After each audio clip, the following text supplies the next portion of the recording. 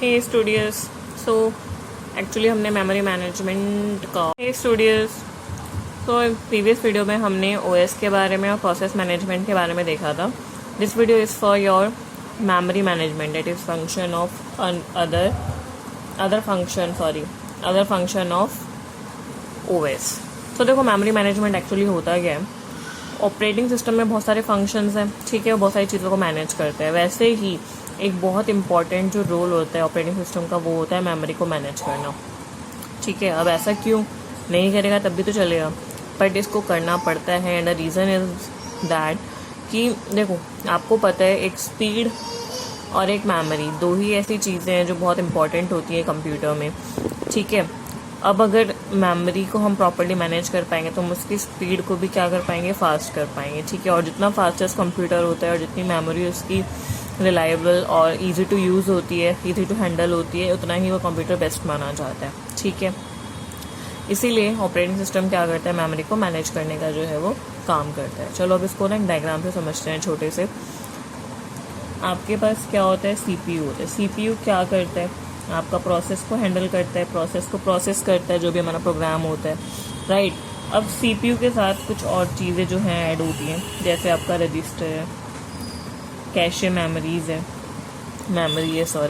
सो ये जो चीज़ें हैं ये क्या होती हैं, आपके सीपीयू के साथ जो है अटैच होती हैं. इसके बाद जो होता है वो होता है आपका रैम.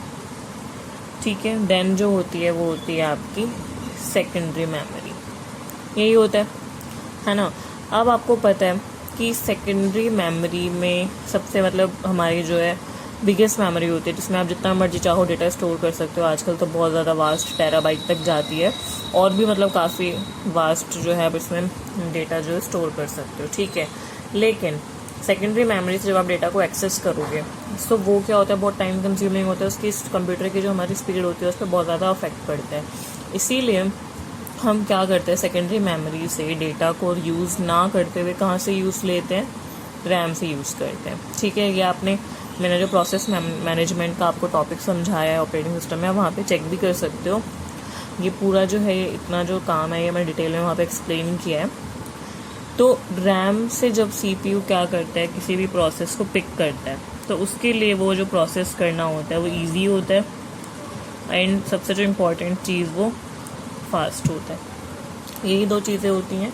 जब आपका डेटा रैम से सीपीयू पिक करता है तो उसका डेटा पास में मिल जाता है, थोड़ा सा इजी हो जाता है उसके लिए प्रोसेस करना, और जो उसकी स्पीड होती है वो क्या होती है, बहुत ही ज़्यादा फास्ट होती है.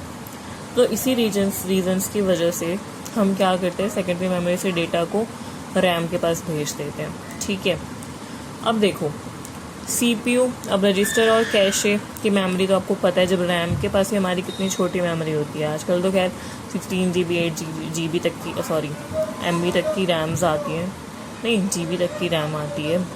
आजकल जो है थोड़ी सी रैम का साइज़ भी थोड़ा बढ़ गया है. 8 GB 16 GB तक की रैम्स अवेलेबल हैं आपके पास मार्केट में, बट पहले ये चीज़ नहीं होती थी. और देखो जब रैम की मेमोरी इतनी छोटी है, तो रजिस्टर और कैशे की मेमोरी कितनी छोटी होगी, है ना.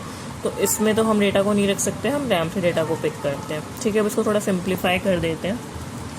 CPU receives data from RAM, और रैम के पास जो डेटा आता है वो आता है आपका सेकेंडरी मेमोरी से. ठीक है, फिर यहाँ से डेटा जाएगा, प्रोसेसिंग होगी, जिससे कि स्पीड क्या होगी आपकी, फास्ट होगी. ठीक है, होप यहाँ तक कोई डाउट नहीं है, इजी है. मैंने बहुत ही इजी तरीके से मैंने जितनी भी अपनी नॉलेज है ना, इधर उधर से लेके सबसे समझ के जितना मैं आपके लिए इजी बना सकती थी इस टॉपिक को, मैंने पूरी कोशिश की है आप लोगों के लिए इस टॉपिक को बहुत ही इजी तरीके से समझाने की. ठीक है, अब इसमें जो हमें एक चीज़ है वो देखनी है कि हमारा एक्चुअली गोल क्या है, हम इसमें कर क्या रहे हैं. तो हमारा जो गोल जो ध्यान में रखना है, जो कि बहुत इम्पॉर्टेंट है मेमोरी मैनेजमेंट ऑफ ओएस की अगर हम बात करें, that is efficient utilization of memory. Memory का जितना हम एफिशिएंट यूटिलाइजेशन कर सकते हैं वही मैनेजमेंट कौन करता है, आपका ओएस करता है, आपका ऑपरेटिंग सिस्टम करता है. ठीक है, अब इसमें ही इतना ही है, मतलब अभी वीडियो फिनिश नहीं हुई है, और भी है इसमें, मतलब फ़िलहाल के लिए जो टॉपिक है इतना है। अब देखो इसमें जो आपको चीज़ एक जो बहुत इंपॉर्टेंट है वो है आपका मल्टी प्रोग्रामिंग। मल्टी प्रोग्रामिंग का आपका एक कॉन्सेप्ट होता है, ठीक है, जो कि मैं अगर एक सिंपल लाइन में अगर मैं बात करूँ तो वो ये है कि degree of multiprogramming should be high.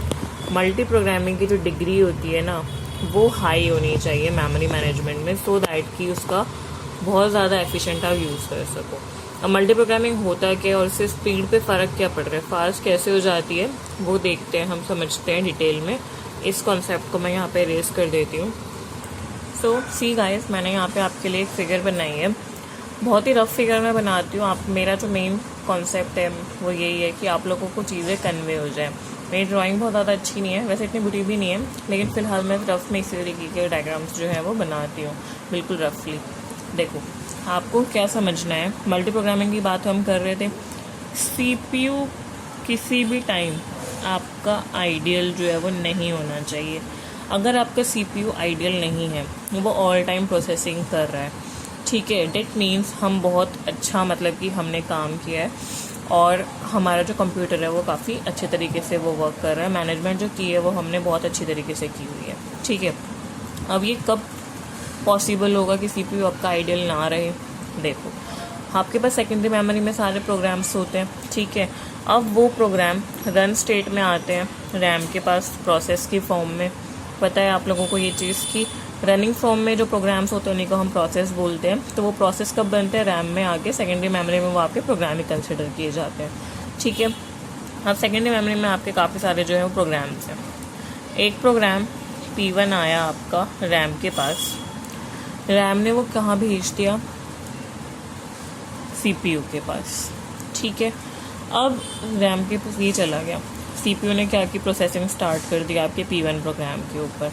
लेकिन एक चीज़ देखो, P1 आपका पता है कि जो भी हमारा प्रोसेस होता है वो क्या क्या कर सकता है। रन स्टेट में हो सकता है, कुछ इनपुट आउटपुट जो आपकी डिवाइसेस हैं उसको यूज़ वो कर सकता है ना। अब उसको सपोज ज़रूरत पड़ गई किसी इनपुट आउटपुट डिवाइसेस की, फॉर एन एग्जांपल अगर मैं यहाँ पे बात करूँ तो आपके प्रोसेस 1 को है ना कोई प्रिंटर की रिक्वायरमेंट है, तो वो उस इनपुट आउटपुट ऑपरेशन को परफॉर्म करने के लिए बिजी हो गया, वो इनपुट आउटपुट ऑपरेशन को परफॉर्म कर रहे हैं। तो उस टाइम पे CPU क्या हो गया? आइडल हो गया। लेकिन ये तो नहीं होना चाहिए, तभी आप एक अच्छी मैनेजमेंट कर पा रहे हो, मेमोरी जो है अच्छे से मैनेज कर पा रहे हो। CPU का जितना यूटिलाइजेशन आप करोगे उतना ही आपकी कंप्यूटर अच्छा माना जाएगा। इसीलिए जो ये मल्टी प्रोग्रामिंग का कॉन्सेप्ट है ना, ये यहाँ पे इवॉल्व हुआ है। वो कैसे?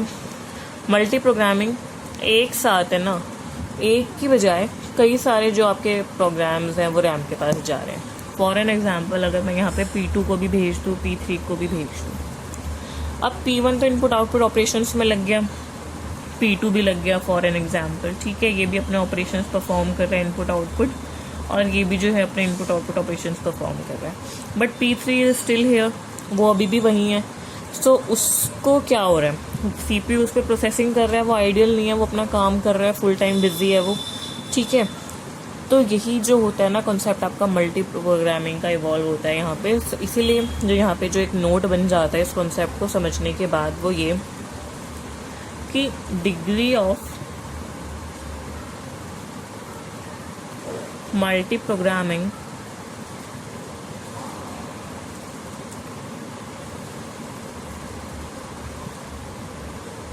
Should be high. सो जो मल्टी प्रोग्रामिंग की जो डिग्री होती है वो क्या होनी चाहिए? आपके मेमोरी मैनेजमेंट में हाई होनी चाहिए।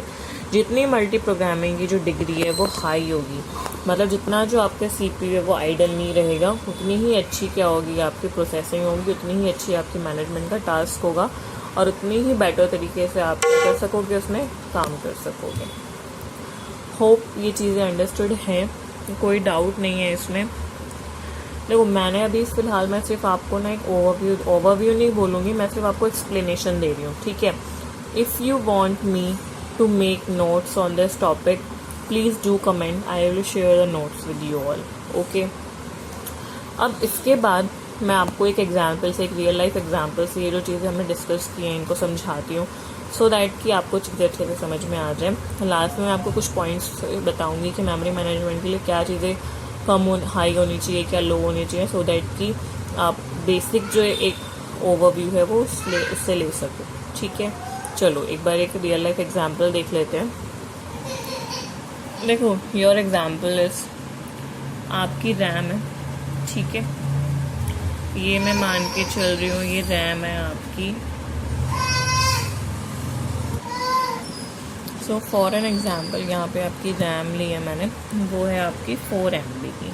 ठीक है, आपका जो प्रोसेस है, ये जो कंसेप्ट है ना, ये मैं सिर्फ आपको मल्टी प्रोग्रामिंग को डिटेल में समझाने के लिए डिस्कस कर रही हूँ। अदरवाइज ये टॉपिक मतलब फ़िलहाल के लिए हो गया है। बाकी इसमें मेमोरी मैनेजमेंट के 2 टाइप्स होते हैं आपके, कॉन्टिग्यूस, नॉन कॉन्टिग्यूस, उसके सब पार्ट्स हैं, फिर एलोकेशन ऑफ मेमोरी। टॉपिक बहुत वास्ट है, बट एक बेसिक ओवरव्यू मेमोरी मैनेजमेंट का इस वीडियो में मैं आपके साथ कंप्लीट शेयर कर दूँगी।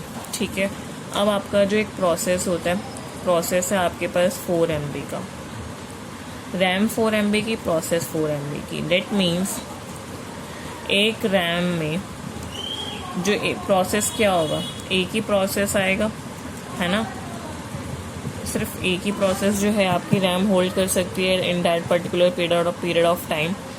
सो इसमें अगर मैं कैलकुलेशन करूँ, अगर आपका ये वाला जो प्रोसेस है, ये आपका के नॉट मैंने सपोज कर लिया, ये चला गया आपका इनपुट आउटपुट ऑपरेशन के लिए। ठीक है, फाइन, इनपुट आउटपुट ऑपरेशन के लिए चला गया। तो अब अगर मैं CPU यूटिलाइजेशन पीरियड कैलकुलेट करूं, सो वो 1 - K होगा।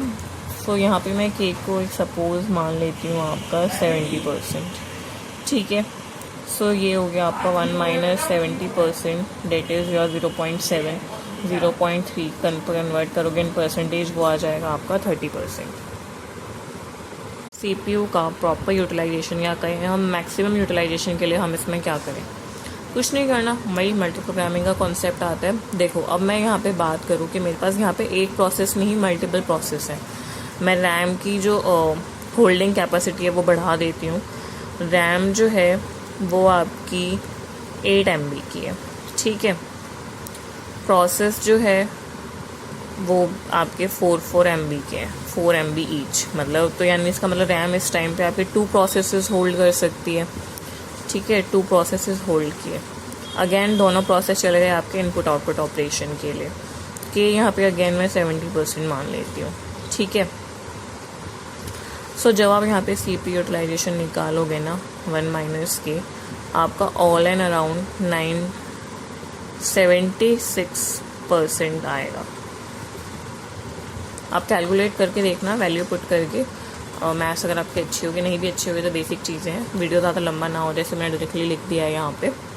सो आपका 76% के अराउंड जो है वो ये CPU यूटिलाइजेशन आ जाएगा। तो देखो, मल्टी प्रोग्रामिंग से कितना आपकी जो CPU यूटिलाइजेशन पे कितना अच्छा जो है वो अफेक्ट पड़ा है। ठीक है, कहाँ 30%, कहाँ 76। और अगर और बहुत ज़्यादा प्रोसेसेस 2 की वजह 3, 4, 5 और आप यूज़ करोगे, सो आपकी CPU यूटिलाइजेशन क्या होगी, और बेटर हो जाएगी। सो यही था इसमें। अब आपने इसी तरीके से समझना है। अब मैं आपके साथ इसका एक क्या क्या चीज़ें इसमें होनी चाहिए वो कुछ बता देती हूँ मैं आपको, एक बेसिक ओवरव्यू जो मैंने आपको कहा था पॉइंट्स की फॉर्म में। बस आई थिंक यहाँ तक कोई डाउट होगा नहीं। अब वो पॉइंट्स और देख लेते हैं क्या है। देखो, बहुत बेसिक सी एक चीज़ है वो ये कि जो आपकी मेमोरी का जो साइज़ है वो जितना ज़्यादा होगा उसका एक्सेस टाइम उतना ही कम होगा, और जो पर यूनिट जो कॉस्ट है वो भी उतनी ही कम होगी। अगर हम इसका अपोजिट कर दें, साइज़ इतना कम, जैसे कि रैम की बात करें, रैम का साइज़ कितना कम है, ठीक है, उसका एक्सेस टाइम उतना ही ज़्यादा है, और रैम की जो कॉस्ट होती है, पर यूनिट जो कॉस्ट होती है वो भी क्या होती है, हाई होती है। ठीक है, सो ये जस्ट अपोजिट है। सो ये आपका मेमोरी के लिए, मेमोरी का साइज़ जितना ज़्यादा उतना एक्सेस टाइम कम, पर यूनिट कॉस्ट उतनी ही कम। अपोजिट होगा सो उसका अपोजिट हो जाएगा। ठीक है, इससे आप समझ सकते हैं कि क्या चीज़ें मैंडेटरी हैं, जो भी होगा इसका अपोजिट हो जाएगा। सो इस वीडियो को यहीं फिनिश करते हैं, ज़्यादा लंबा ना करते हुए। देखो, मैं तो यही मानती हूँ चीज़ें समझ में आनी चाहिए। मैं जितना ज़्यादा बार बार चीज़ों को रिपीट करूँगी ना, उतना ही ज़्यादा आपके लिए चीज़ें कॉम्प्लेक्स होती जाएंगी। इस वजह से मैं एक ही फ्लो में चीज़ें करवाती हूँ। होप आपको चीज़ें समझ में आ जाती हैं। तो इस वीडियो को यहीं फिनिश करते हैं. Thank you so much. Do like, share and subscribe my channel. Press the bell icon for the latest notifications. Bye bye. Take care.